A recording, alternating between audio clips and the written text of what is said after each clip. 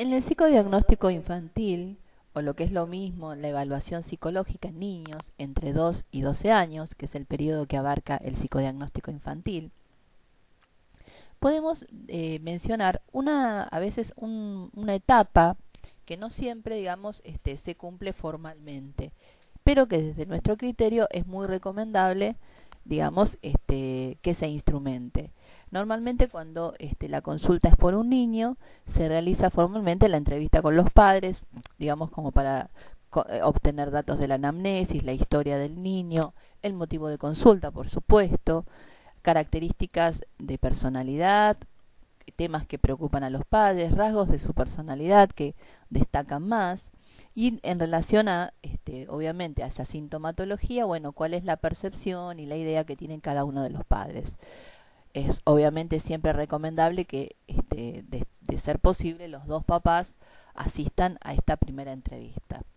Normalmente luego de esa primera entrevista ya se tendría la entrevista evaluativa, ya se iniciaría el proceso psicodiagnóstico con el niño.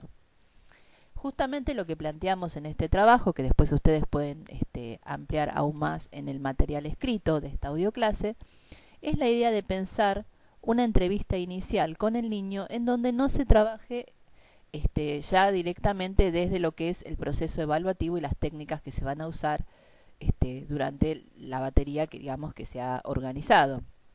Sabemos que la batería en niños, más allá después de los ajustes que haga cada profesional según su criterio y según también el motivo de consulta, básicamente puede pasar una batería muy completa y profunda por la hora de juego, diagnóstica, el dibujo libre, el test del garabato, se puede sumar también el test de los colores como complementario, comenzar la triada HTP, casa, árbol, persona, se puede también sumar persona bajo la lluvia, el test de Bender, el cuestionario desiderativo y siempre es necesario incluir un test de psicología profunda y específicamente en niños el más destacado es el CAT-A. Si son niños un poquito más grandes, como por ejemplo de 10, 11, 12 años, se puede administrar el CAT-H. A partir de los 11 años también se puede administrar el test de Philipson, pero digamos que generalmente se utiliza el CAT. También puede administrarse el TAT. La idea es tener un test de psicología profunda. Otro también que se puede considerar es el pata negra, que es un test de láminas, pero que también explora todo lo que hace a los vínculos edípicos, las relaciones parentales, las relaciones fraternales, o sea, con hermanos. La idea es tener siempre una batería completa, a lo que se puede sumar cuando hay a veces sospecha de alguna cuestión neurológica o cognitiva, algún test, digamos, neuropsicológico. La idea entonces es no utilizar estas técnicas en una primera entrevista y tratar de una primera entrevista como si fuera a nivel de lo que se trabaja a veces en psicoanálisis como las entrevistas preliminares, ¿no? Es una entrevista neutra, digamos, neutra por decirlo de alguna forma, ya que no se va a administrar formalmente la batería, sino que se utilizan recursos más que nada para establecer un vínculo, también esclarecer algunas cuestiones, como por ejemplo que muchas veces los padres no especifican, a lo mejor por las mismas características de personalidad del niño, que no es tan accesible, hay muchas explicaciones para esto, pero pasa muchas veces que no se le dice al niño que va a ir al psicólogo o al profesional, digamos, como para ver qué le está pasando por estas cuestiones, a lo mejor por sus problemas en el colegio, por sus problemas en relacionarse, sino que se le dice que va a jugar con un señor o una señora. A veces ni siquiera se especifica el tipo de si es un pediatra, si es un psicólogo, si es un médico. Bien, entonces, por lo cual también el niño a veces es expuesto, sobre todo cuando no tenemos esta primera entrevista, que por eso nos parece tan importante, es sometido a un montón de pruebas a lo mejor que no saben para qué son y a qué apuntan. Entonces, a veces también se parte que sí, los padres han dado una información, pero es importante, obviamente, sobre todo cuando trabajamos con niños pequeños, de 5 años hacia abajo, digamos, en donde está mucho más la ligación con la figura materna o paterna, generalmente con la mamá. Generalmente es la mamá la que viene más a acompañar y la que lo trae, ¿no? Depende también obviamente de la familia.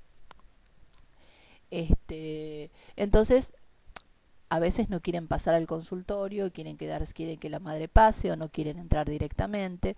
Por lo tanto, es importante estas primeras etapas de tener como una charla con el niño y no ir directamente al motivo de consulta, sino tratar de conocerlo un poco más, que le gusta, una charla informal. Se puede trabajar con técnicas informales también, por ejemplo, el juego de los garabatos que planteó Winnicott, que es una técnica muy sencilla. Consiste se toma 7 hojas tamaño oficio, se las divide por la mitad, se las corta. Entonces la propuesta que se le hace es, se inicia una forma incompleta, por ejemplo vamos a suponer que sea un círculo. Entonces lo que se le pide al niño es que la complete con un dibujo que se le ocurra. Todo obviamente va adaptándose en función de las edades, más abstracto o menos abstracto. Después la próxima hoja se le da al niño y el niño hace algo que después el terapeuta, el evaluador, es el que lo va a complementar. Y así sucesivamente a lo largo de esas hojas que hemos mencionado. Esto permite establecer un vínculo, porque piensen, por ejemplo, que a veces puede hacer ese círculo, por poner el mismo ejemplo, pero después el chico dibuja en el otro lado de la hoja, o sea que no está integrando. Todo esto nos va a dar cuenta de una dinámica de vínculos. Muchas veces es muy interesante hacer este tipo de trabajo después en sesiones especiales, a lo mejor intercalar una sesión especial con los padres. Esto por ahí ya más cuando se inicia un proceso terapéutico. Una vez por mes por ahí se puede trabajar una sesión conjunta de padres e hijos. Bueno, obviamente siempre esto se va viendo en función del motivo de consulta, de la familia, de las posibilidades que se pueda tener de estas entrevistas. En esta primera entrevista entonces dijimos el juego de garabato, un dibujo libre, porque el dibujo libre puede ser un test, pero también es una expresión gráfica espontánea. Se le facilita al niño hojas, lápices, crayones, pinturitas y se le dice que dibuje algo que se le ocurra. Esta y otras muchas técnicas, pero lo que habíamos sugerido era que no fueran técnicas que después van a ser de diagnóstico ya dentro del proceso. En esa primera entrevista entonces se va a tratar de establecer un vínculo, de que el niño se sienta cómodo, que ya no le sea extraño la persona del evaluador. A veces el evaluador es el mismo terapeuta, por ejemplo, que el chico ya está en tratamiento psicológico y lo que se hace es un psicodiagnóstico porque a lo mejor la escuela pide por alguna cuestión del rendimiento del niño, o porque el terapeuta considera que es importante hacer un diagnóstico más profundo o ampliar o abrir otras hipótesis en lo que hace al tratamiento. A veces la recomendación del psicodiagnóstico puede venir del pediatra, porque ve, por ejemplo, ante un signo de encopresis, descartada la parte orgánica y fisiológica que tiene que ver con el mecanismo del control de esfínteres, se da cuenta que hay componentes emocionales, entonces deriva. Entonces, en esta primera entrevista se va a tratar de establecer un vínculo con el niño para que se sienta cómodo y confiable, se le va a explicar en qué consiste, que se le va a tomar va a hacer algunos dibujos y algunas otras cuestiones, que va a contar algunos cuentos ante unas láminas que se le van a mostrar, como para que el niño se sienta más familiarizado con lo que va a hacer y a qué apunta esa evaluación que se le va a hacer, y ahí también ya se trata de ver qué sabe el niño de aquello que le pasa, por ejemplo que sean pesadillas, sueños. Entonces se trabaja un poco sobre cómo ve el chico sus síntomas y se le explica que eso va a ser para ayudarlo un poco más en eso que le está pasando.